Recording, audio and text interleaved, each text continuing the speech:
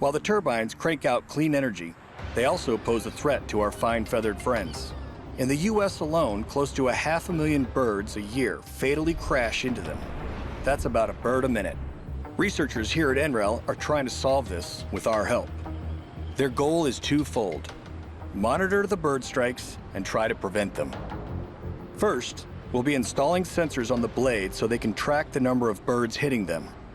So the description of work is really we're just going to be screwing on a very small sensor onto some plates, and it's going to involve 2 technicians on ropes, and we've got 4 big peel and stick stickers.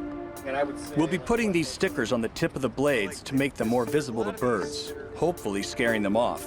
Studies suggest this could reduce bird deaths by 70%. We have a team of 4 on this job. the sensor. My business partner, Eric, and I are Turbine veterans. Screws in here as well. Meg and Matt are new to the Turbine game, but are eager for the experience. You've got radio comms, I got comms, so we'll have top bottom. Can you see our harness? Let's do a real quick buddy check. Me. Meg and I will climb ladders up the interior of the turbine, 262 feet straight up to the top. It's a serious cardio workout. We hook into a climb assist to take 75 pounds of weight off, making our ascent a little easier. Upper level, so start climbing. It's super hot in here, 120 degrees Fahrenheit, 20 degrees hotter than outside. We pass through 3 internal decks before reaching the nacelle, a 60 by 20 foot box at the top of the structure that holds all the machinery running the turbine. Once inside, we get to work.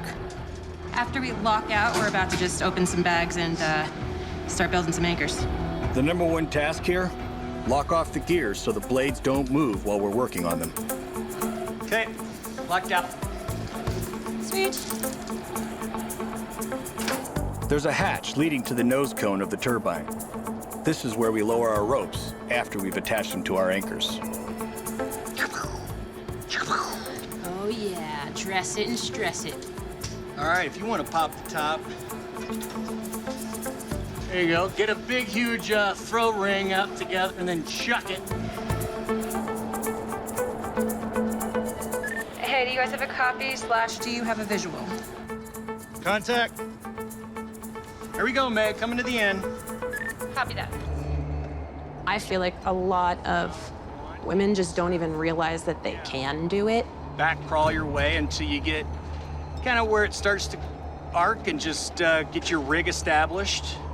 Every time I'm on a job, I'm learning something new, and that's like, okay, cool, now I've added something else to my arsenal. Hey, Meg, just wanted to confirm that all the twists are out of the rope and everything looks good. Copy that. We put edge protection on the ropes because all of these sharp edges can be deadly if they sever one of our lines. And if you have to do the wrap around the handle, okay. So maybe I will go with Meg slowly makes her way down. here. I see you guys are still working down. Meg! From above, I see her ropes are coming way too close to the sharp edge of the blade. Meg! If her primary and safety lines are severed, it's game over. I'll just make sure that she can get pulled in the correct direction. Oh, you know what? It's on the other side of the blade. Hold on. Okay. That's on the other side of the blade. Yeah, we're good. As Meg heads down to place a sensor that will track bird strikes, Matt winches up from the ground to put stickers on the tip of the blade. Have fun. I'm heading down to help Eric keep an eye out for Matt and Meg. The clock's ticking. We have only an hour left before the engineers arrive to test things out. After putting all the stickers on the blade tip, Matt heads up to help Meg put the finishing touches on the sensor installation. And then if you want to finger thread them, I can tighten them. Neato. Burrito. Looks like we have a nice sensor installed here.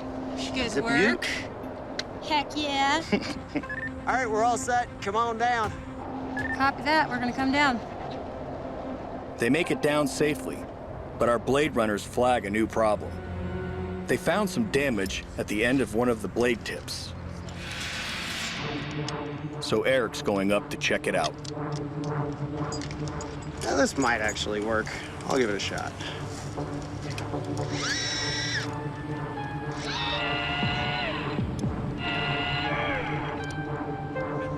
It's 100 degrees and no shade. Battery died. The job should be over already, so of course his battery conks out. He has to go old school and manually climb the ropes up to the blade. Team Hardway. Baking in the afternoon sun, Eric! heat exhaustion is always a concern. Eric!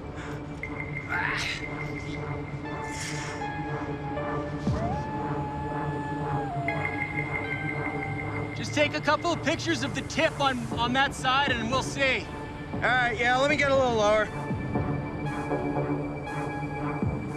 Is it like a circle with a small hole in it? Looks weird, so I'll just grab a shot. Here, hold me steady. Yeah. Wind turbines are lightning magnets. Strikes can cause significant damage. Even small cracks can fracture and ruin the blade if ignored. You're all clear to come down when you're ready. I've got you kind of minded down here. Hey, I want to see that picture. We got the evidence we need and share it with the NREL engineer, who just arrived. It's all the way down to the glass. It's the end of the day and the engineers are ready to test out the sensors we just installed. But we need to clear the ropes before they enter the drop zone. Falling ropes can be deadly. I mean, if there's a right whip, that's a lot of weight, and it could smash that window, smash any window. Matt and Meg have gone back up to the top of the turbine so we can drop our ropes. Here we go on 3, 2, 1.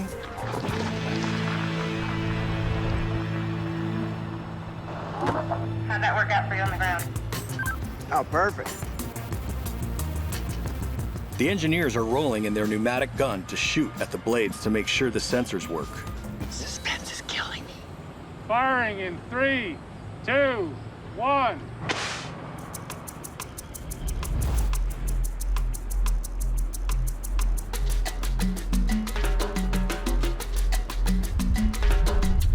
Bam! The sensors are working. If you guys doing one more, I'm gonna try and catch it. Now they fire one more time, just to confirm. Yeah, our work isn't really fun at all, so don't bother getting into the industry. Stay behind a desk. Firing in 3, 2, 1. Come on, here it comes, here it comes. Oh!